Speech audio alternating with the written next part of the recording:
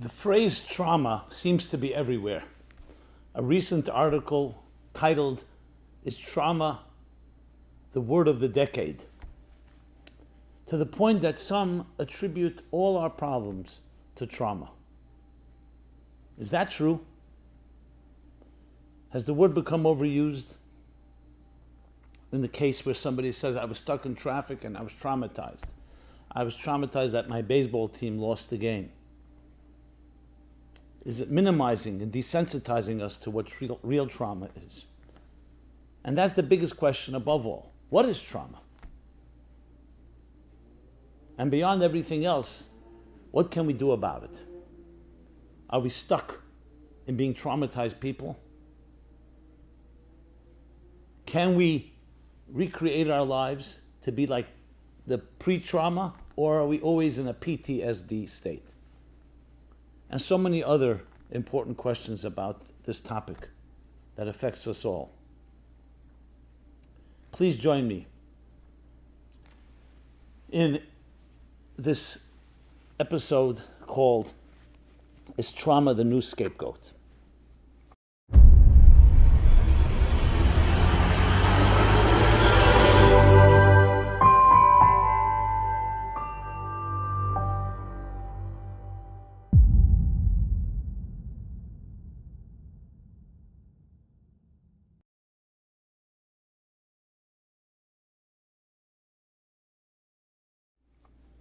Hi everyone, this is Simon Jacobson and I welcome you. We'll be speaking about, is trauma the new scapegoat?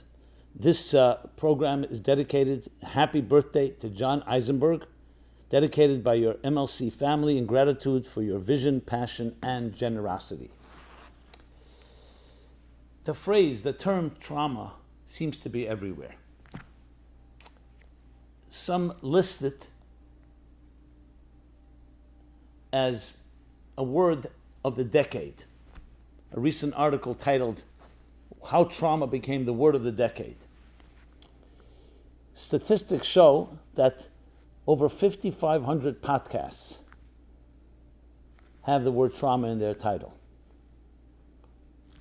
Is this word being overused?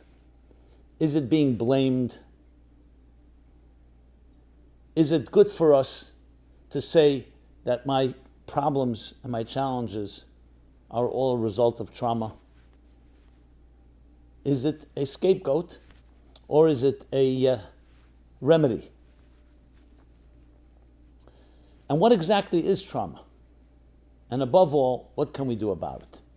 That's what we are going to be addressing. When someone says, I was stuck in traffic and I was traumatized, or I got into an argument in my office, a traumatic argument, my team lost a game, trauma. Is that trauma or is it just being over dramatic?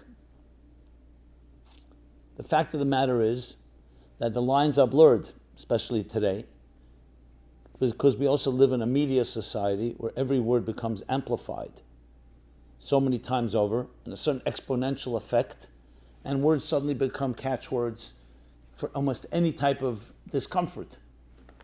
And in turn, it can desensitize us and minimize what true trauma is. The word actually is rooted in a Greek word, the ancient Greeks, which means wound, a break, and was used in all contexts, not just psychological ones. A break, a wound. We're going to be speaking about it, hopefully, in the context of a spiritual context as well as a psychological one, but going back to the very roots. Because it's very difficult to address something once a problem has begun. Then we always look at the problem and then we look at the consequences of that problem. So even if we correct the problem, but what is defining our context and our perspective, it is the problem. So sometimes a solution to a problem can also be an extension of the problem. What we really need to do is to go back to a pure state, pre the problem. To somewhat paraphrase a scientific way of putting it is that you need to go outside of a system in order to solve a problem that was created by that system. In other words, you can't solve the problem completely from within the system where the problem originated. So though solutions are good, especially short-term ones and ones that work to some extent. If you really want to get to the bottom of something, we need to go back. Where did it all originate? And to do that, we have to go back to a healthy state, pre-trauma. We talk about PTSD, post-trauma. But there's also pre-trauma. Even though it is true that a child can be born in a traumatized state, either the child experienced a very deep trauma during the birth, or the mother has gone through through trauma in her life, and that has affected her fetus. But in most cases, that is not the situation. So just like when you go to get an x-ray of your lungs, so you'll see the doctor will always put the x-ray of the lungs on a screen nearby, juxtapose it over a healthy set of lungs, to be able to distinguish and say, okay, this is what the healthy version looks like, and here's where we have a problem, God forbid. A block, a growth, a lesion, or whatever it may be. The same is true when it comes to these, to trauma and to any experiences that we go through in our lives. You want to always be able to juxtapose it over something that is the pure form of it before something happened. And then you could say, okay, now we can compare and see where are we in comparison to the perfect so-called paragon. Now, before we get to that, let me just share the following, which is one of the reasons I decided to speak on this topic. I counsel many people. People come speak to me, and of course this topic comes up, where someone is acting out in a certain way, either a relationship isn't working, or they're having struggles with their spouse, or with children, or with parents, or in general life. So once upon a time ago, or even today, frankly, people dealt with these type of things in many different ways. And we're going to address all the different ways people have addressed things. But of late, I've been hearing more and more how people are identifying that I was traumatized. Something happened to me in my childhood. Whether it was a one-time thing, whether it was a repeated thing, whether it was different traumas. And that's the result of what is happening now. I grow into an adult, and I'm reacting to that. Now, there's no doubt that in many cases that is the situation, and that diagnosis is important, because then you can try to counter it and see what can be done to somewhat minimize the effects of the trauma, to buffer, to compensate. But I've discovered that a few people actually told me, more than one, and from very different directions and different backgrounds and different cultures, where they almost, like, I don't want to say blamed it, but like almost said, okay, till now I thought my son had a problem. Now I realize he's traumatized. And that now is, we're very sensitive to that, and therefore we don't look at it so, we don't blame him, we don't in any way try to discipline him.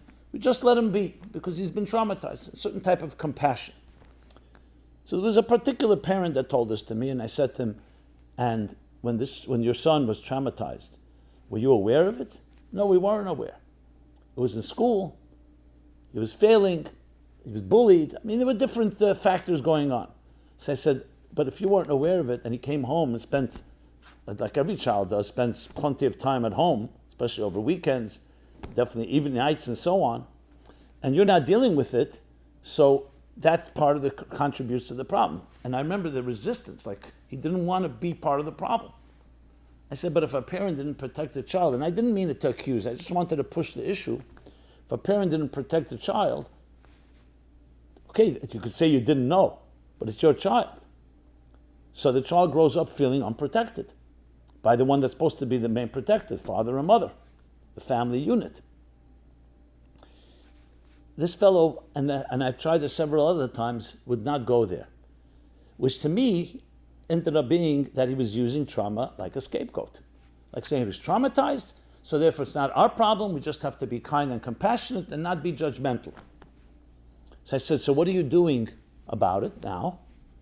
He says, well, we're sending him to a special school where they're a lot more sensitive, they're more customized. It's expensive, he said, but it's helping him, which is all commendable. And in no way am I trying to accuse this parent of being in any way malicious or abusive for that matter. I think it's more out of ignorance.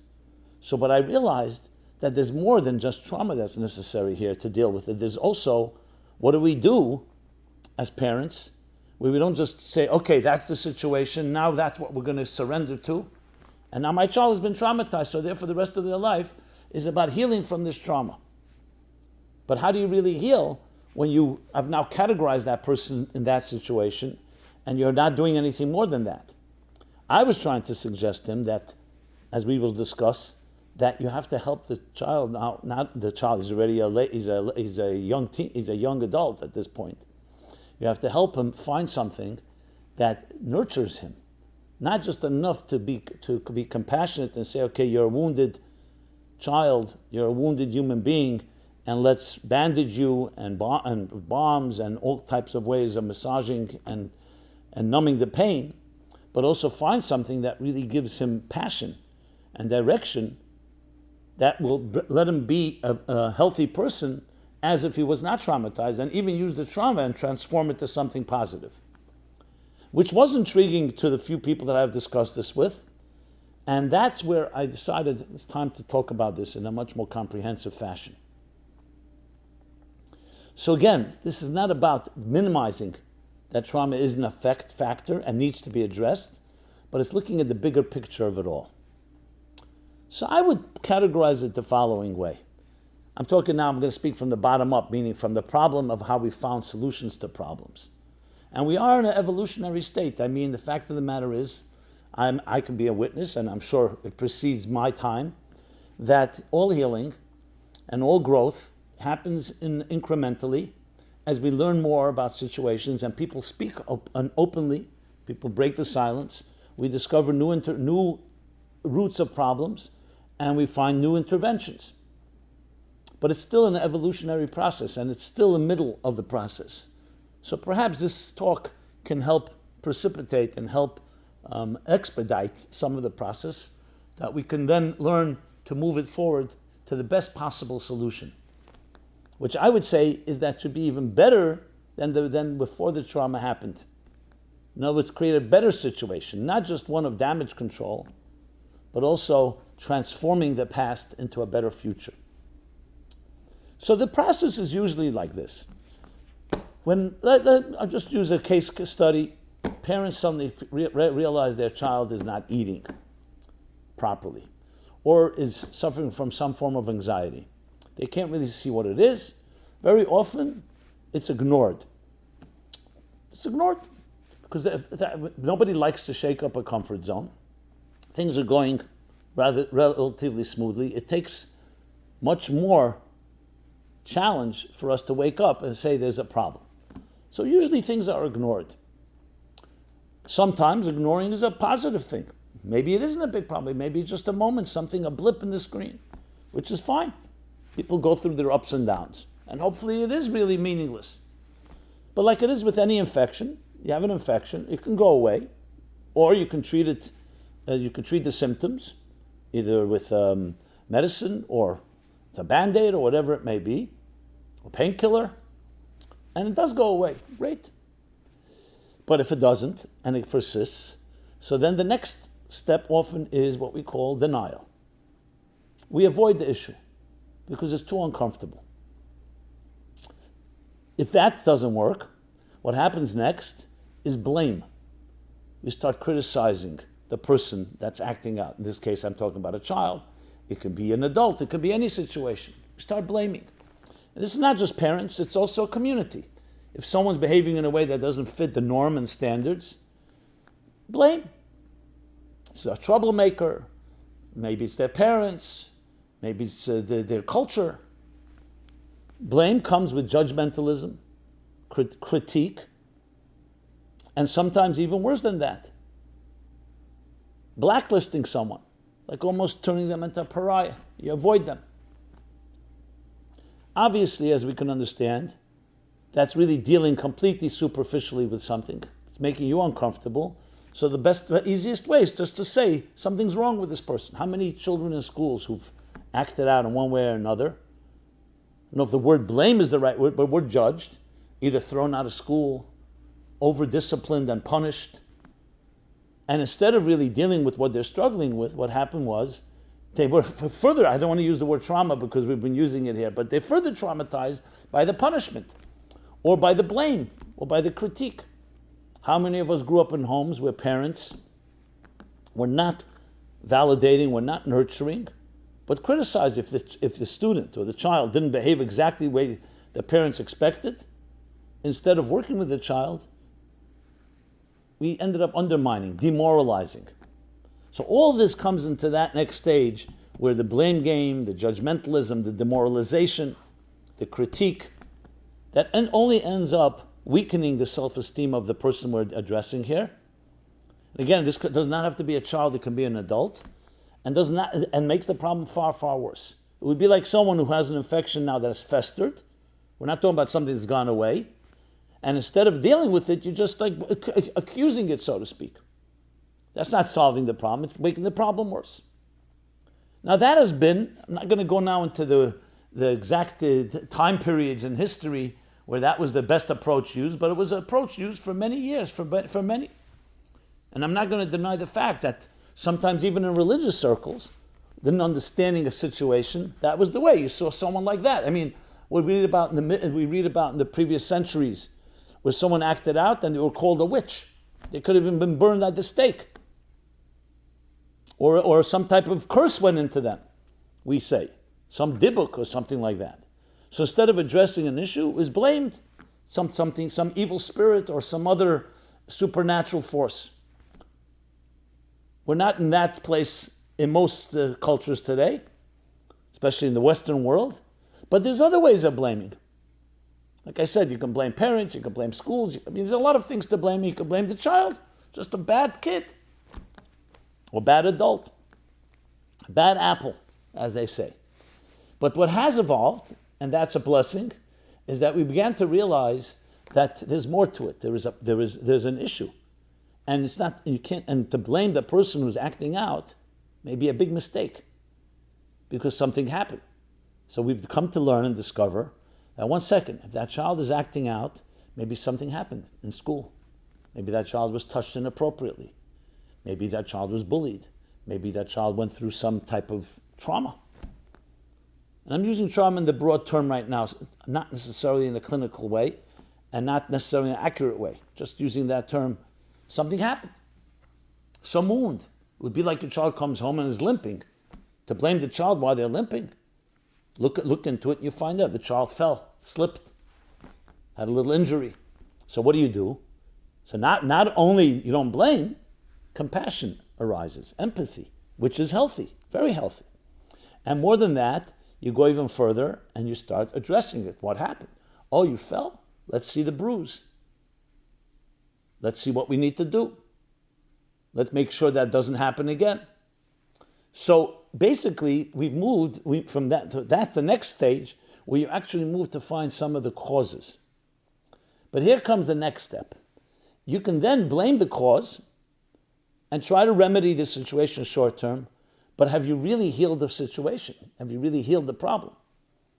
If you now say, okay, my child has been traumatized, so now no longer judgment and no longer anger and no longer punishment, instead unconditional love, is that enough?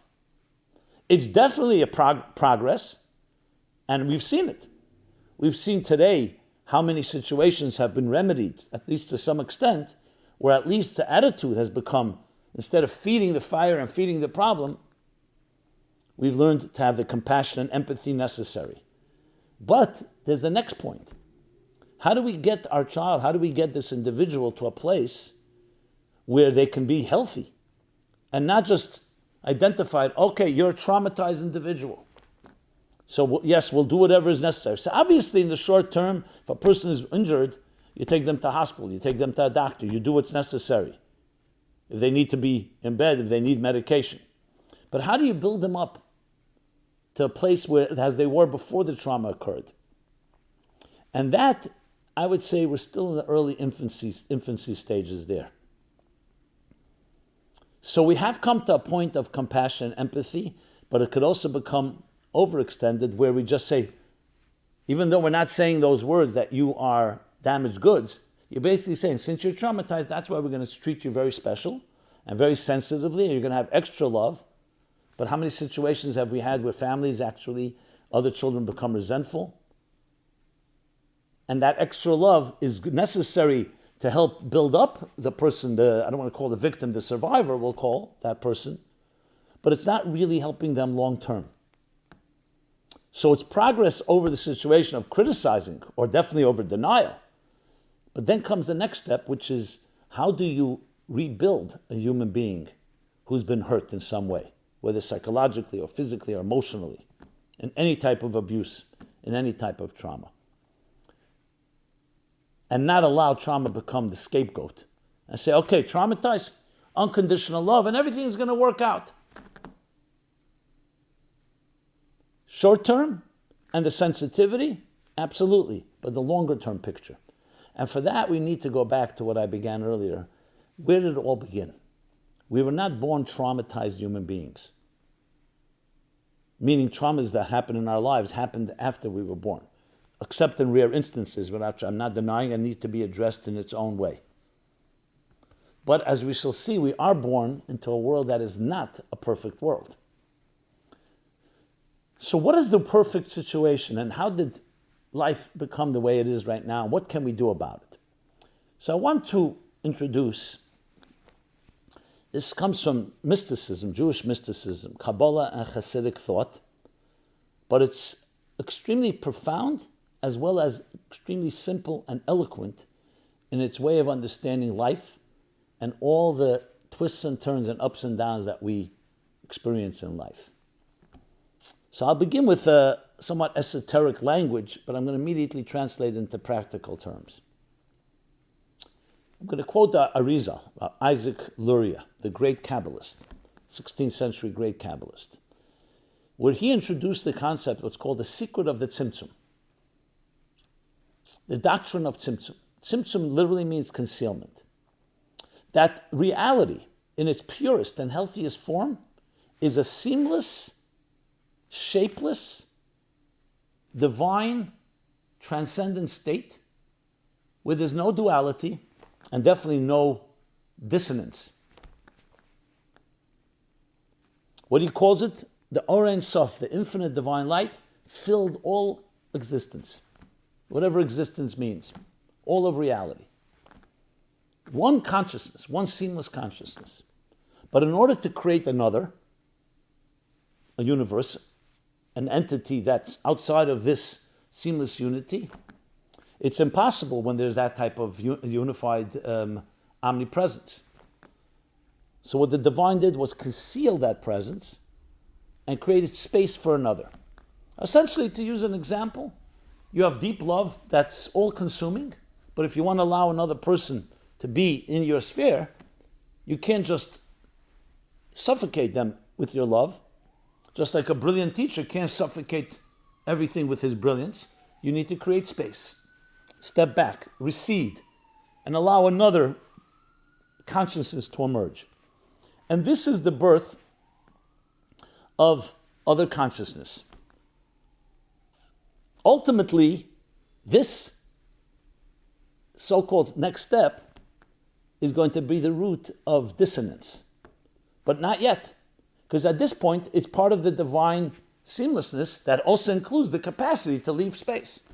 But once you do have space, what happens next is that independent space can decide to choose to so-called separate itself from the original omnipresent seamless consciousness.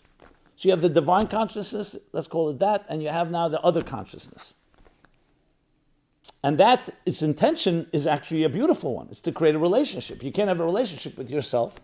Now you can have a relationship because there's two entities.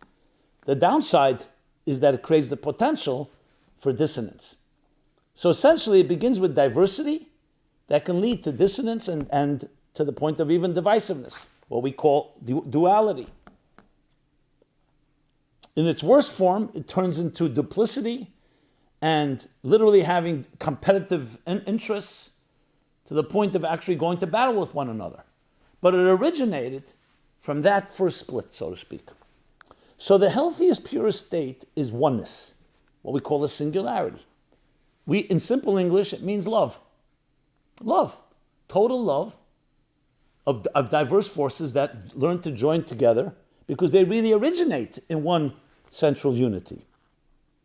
So the whole purpose of it all is to allow the harmony to be created within diversity. But, as I said, the potential is that it can also go the other direction. And that's where the first trauma happens. The first trauma is that split, that break. It's a wound. Reality is total unity. A child in his mother's womb is completely submerged in the embryonic fluids and being nurtured for 9 months. That's a unity. When the child is born, the umbilical cord is cut, a new entity has now been born. If parents are healthy parents, they continue nurturing the child unconditionally, and the unity remains, even though you have now a separate child. So as the child grows up, it's becoming independent, but its independence is not compromising its fundamental connection and attachment to those that it loves. And that attachment is critical to life. Just like oxygen is needed for the human body and for human life, attachment, love, which in Hebrew, the word for attachment, love, ahava, is the same numerical equivalent as the word echad, unity. Ahava and echad are both 13. That is the most natural and healthy state. Any trauma that happens in a person's life, and I'm talking now serious traumas, obviously, I'm not just talking about falling and nipping your toe, creates creates a split. If the parents are not nurturing and not validating, so now the second consciousness is becoming more and more separate from its original unity. The goal is ultimately to get back to that unity. But unfortunately, trauma has a tendency of creating a next generation. Like I mentioned before, if you don't nip it in the bud, it can get worse. Nobody wanders off into a forest suddenly all lost. It's one little step in the wrong way, and if you don't correct the way, you go further and further until who knows where. So the first steps of either ignoring a situation or denial obviously don't help, because then that the consciousness of that individual becomes more and more separate from its initial unity, and the problem only exacerbates. So when we do discover that this person has been traumatized, that's already something, because we're recognizing that something split off. So now we need to address it. So giving that person extra sensitivity and love is critical, because that's the first step of reconnecting and attaching that person to things that are loving. Criticizing, judgmentalism, and everything we discussed earlier only feeds that dissonance. But the truth is that's not enough. What you want is to go back to the pre-symptom state. We want to go back to a state where that person is able to fully experience in the full unity. Not just to say, okay, you've been traumatized, so now we'll be extra sensitive and loving to you. We need to go back to that. So for that, you need the soul of this individual to reconnect to its very mission. And that's one of the key reasons. When I speak about this topic, I'll always say, give your children something to believe in, something they love, a passion. And actually that was what caused that conversation. One of the conversations I had with an individual, he said, but my child was traumatized. I have to deal with the trauma. I said, yes, you have to be sensitive about the trauma and deal with whatever you can, but also give something positive to your child. What does that mean? Your child loves music? Get them involved in music. Your child loves to read, to write, to use their hands, something with arts and crafts or whatever it may be. Programming. Find your child's strengths. Why? Because you don't want to just deal with you don't want to just solve the problem. You want to also go back to a complete, unified, integrated state of consciousness. And for that human being needs to connect to why is it here in the first place. And that's the ultimate goal. So some will say that dissonance is a product of trauma. What I'm suggesting is that's true, but trauma is also a product of dissonance. the dissonance between the divine consciousness and the other consciousness. And we need to know that, which really, really says the following. This is an interesting point. And that is that we live in a world, as soon as we're born into this world, it's a traumatized world. Even though I said earlier, no one's born traumatized, that's correct in a personal level.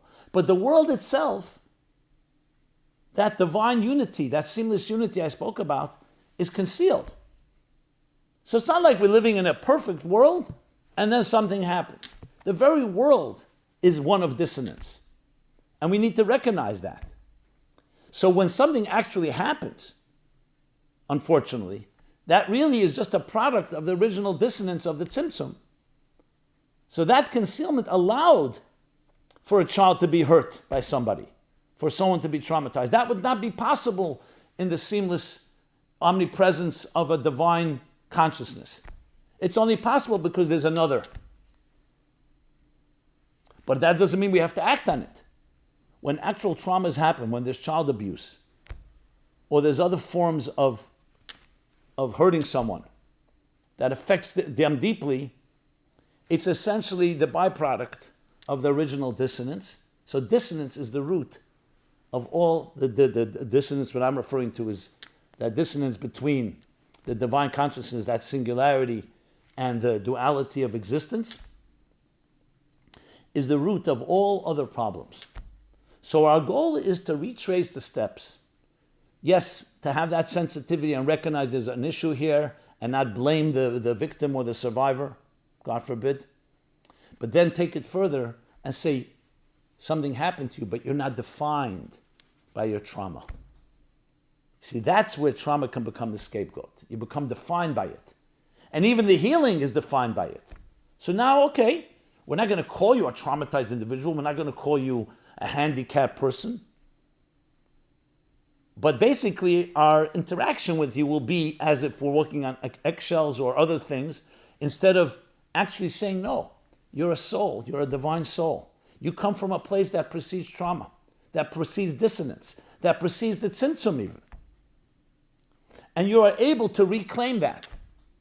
So really we need is a combination of the sensitivity and love, because that adds to the attachment that was severed due to the trauma or the abuse or whatever it is that created the problems.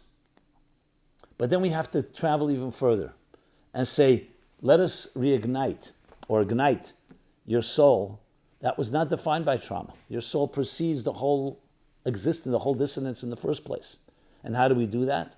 We'll find things that you identify with. You have a mission in this world.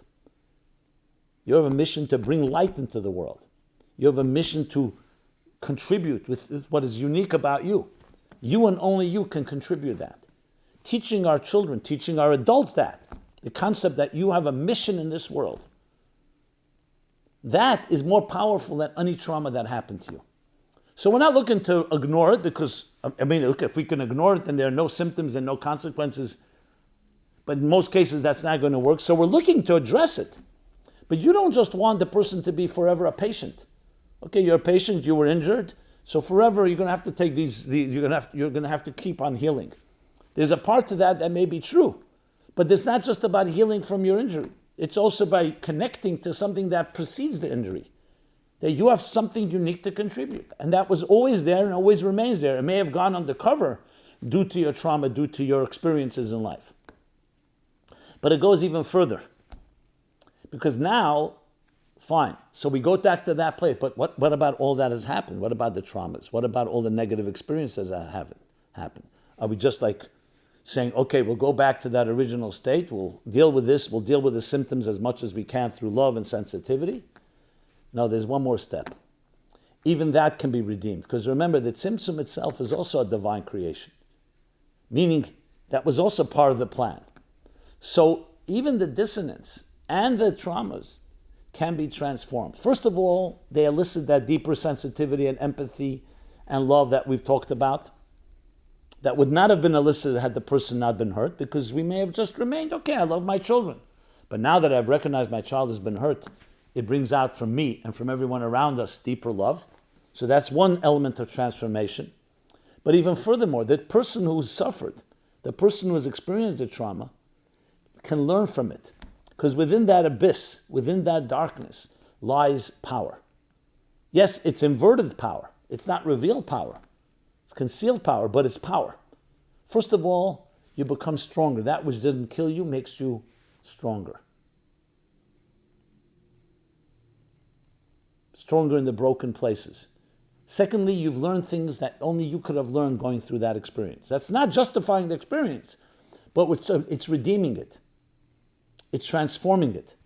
And then, not only do you find your mission in general and reconnect to the pre-symptom reality and consciousness of seamlessness, but you also use the very negative things that happen in your life toward positive. You can help others in that situation.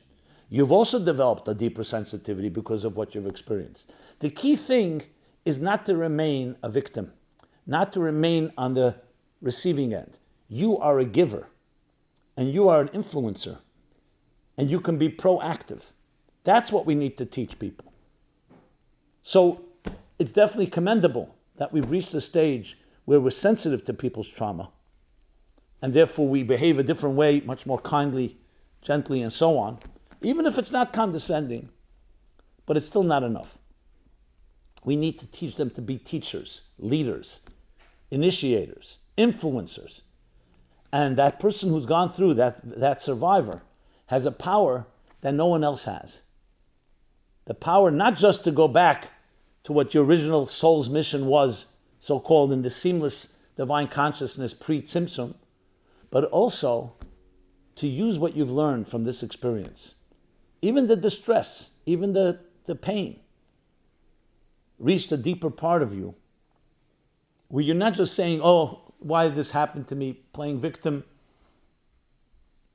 what's going to be? No, you figured out what to do about it. And it's turned you into somebody that is initiating what you're going to do about it. That means that you have now become an influencer, a giver. And that's really the hallmark and the sign of a person who's reached a pre-Tzimtzum state. We are not a product. We're definitely not a victim of circumstances. We're not a product and victim of the Tzimtzum. The Tzimtzum is also part of the bigger plan. And that's when we really create the full transformation. And that's the concept you find in the Talmud when it says true tshuva, which means return. Not repentance alone, but return. It's transforming the most negative into the positive. In the Hebrew, it's called zdeinis tezachis, which means that deliberate sins, we'll call deliberate dissonance, or deliberate displacement into merits. We turn the liabilities into assets. The very negative, the very concealment, and the dissonance itself is turned into a positive. Because of what we've learned from the process. And then you have all the qualities, both the revelation of our skills and our unique contribution, our unique mission in life, the empathy and love and sensitivity.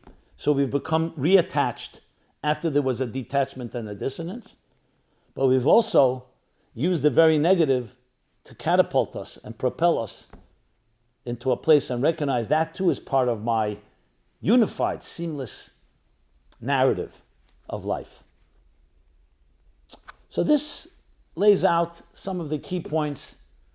So yes, we go through the steps, but all the way to the point where we come, I said before, ignoring a problem, denial, blame, sensitivity and empathy, recognizing that there's trauma and problem, but ultimately transformation.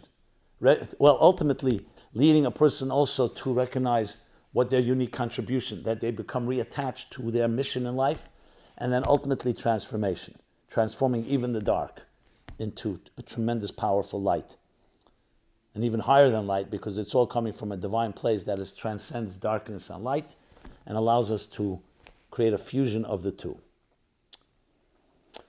So I hope this laid out at least the key building blocks of something that can be developed a lot further and it requires much more discussion into a full system, and I hope to do so in the future. With your partnership, I'd love to hear your feedback and thoughts and comments, and of course sharing this with others. And it's always an honor. This has been Simon Jacobson, meaningfullife.com, where you can find this and many other programs that address the issues of our times, the struggles we go through. And as I said, it's an honor and blessing. Be well. I look forward to further programs with you. This program is brought to you by the Meaningful Life Center. Please help us continue our programs. Make even a small contribution at meaningfullife.com/donate.